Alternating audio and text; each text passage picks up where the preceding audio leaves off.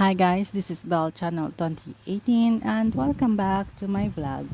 Mukhang hindi matanggap ng supporters ni Liza Soberano na nakatanggap ng award si Catherine Bernardo bilang Outstanding Asian Star sa 2023 Seoul International Drama Awards para sa TV series na Too Good to Be True kamakailan. Nilalait kasi nila si Catherine dahil may binabasa nito ang kanyang thank you speech sa entablado at tinagpa.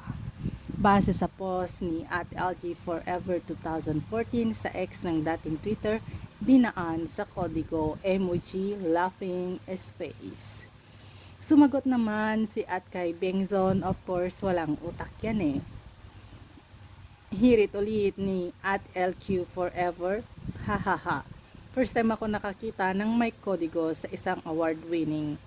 Hirit ni @Tak for short, oh my god, talaga? Yan ang mga ilang batikos kay Catherine Bernardo.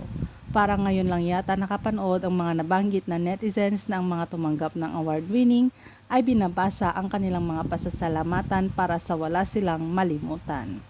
Ganito ang nangyari kay Catherine. Inilagay niya sa kanyang cellphone ang mga gusto niyang sabihin sa entablado sa harap ng maraming tao na hindi niya kalahi. Sa harap ng maraming tao na hindi niya kalahi. Sure kaming mixed emotions ang naramdaman ng aktres ng mga sandaling iyon, kaya ganon. Sa ibinahagi ng TV Patrol nitong Huwebes ng gabi, ay isa sa dahilan kaya niya tinanggap ang project ay dahil maganda ang storyline. At pinasasalamatan ng aktres ang mga fans at mga kasamahan niya sa Too Good to Be True. This project made me appreciate our nurses and health workers. So it was really more than just another TV show for me, and to my fans in the Philippines, this is for you. You guys are jam and I appreciate each and every one of you, ang sabi ni Catherine. Nang mabasa raw ng actress ang storyline ng TV series nila ni Daniel Padilla, I fell in love with this project not only because of its storyline. It's always been more than just sharing a love story, but also spreading awareness on Alzheimer's disease.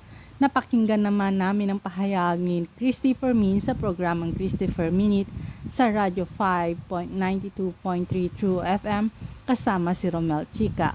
Opinyon ng CFM host, parang hindi kakampi ni Liza Soberano ang panahon.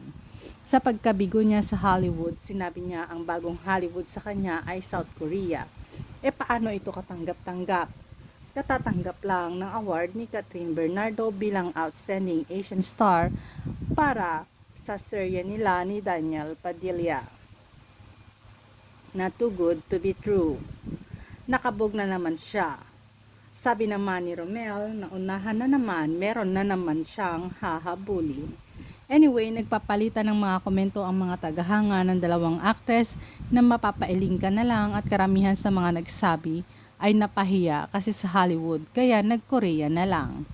Napaisip tuloy si Liza, kahit na hindi siya nag-renew sa manager niyang si Ogie, ay sigurado kaming may mga projects pa rin siya, pero yun nga, umalis, edi walay.